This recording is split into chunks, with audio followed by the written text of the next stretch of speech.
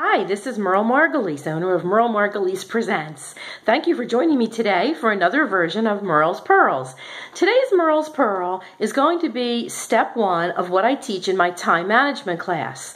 What's very important about time management is knowing what has to get done. How can you know what you've accomplished if you don't have a list of tasks that have to be accomplished?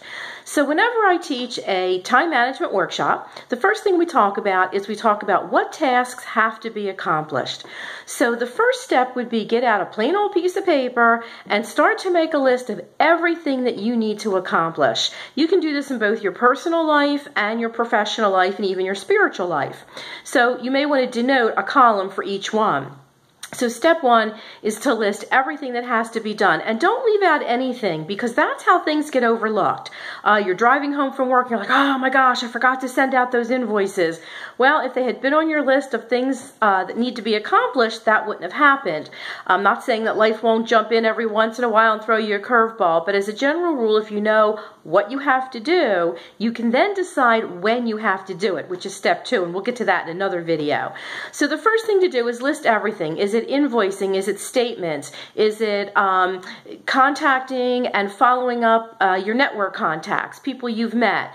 The most important thing is make sure you list every little thing, especially if it's not something you do on a regular basis. For example, meeting with the accountant. For some people that's once a year, should be more often, but let's say that's quarterly. That's what I highly suggest. So you want to make sure, because that's not something you do every day, that you have it on your list of things to do so you can plug it into a time frame to get it done. So even things as simple as phone time. You know, for those people who don't like being on the phone, personally, I have no problem with it. But if you're not comfortable on the phone, it's easy to procrastinate and say, oh, I'll get to that this afternoon, or I'll get to that tomorrow. Get it on your list, schedule it. I personally think phone time should be scheduled. There should be a time carved out every single day. That way you're not sitting on the phone for hours. If you do 20 minutes a day, maybe 15 minutes in the morning, 15 minutes in the afternoon, or 20 minutes the whole day, at least you're doing what has to get done on the phone. And when I say phone time, I'm talking about networking, follow-ups like I mentioned a few moments ago, or potential clients. Don't set up a whole chunk of time to cold call potential clients, people you don't know, because that can be very frustrating. Usually the success rate is not huge, so don't make that a big chunk of time all at once, or it's just going to bring you down. But we do have to do some amount of cold calling, and again, that's another session. I can tell you how to be successful at cold calling.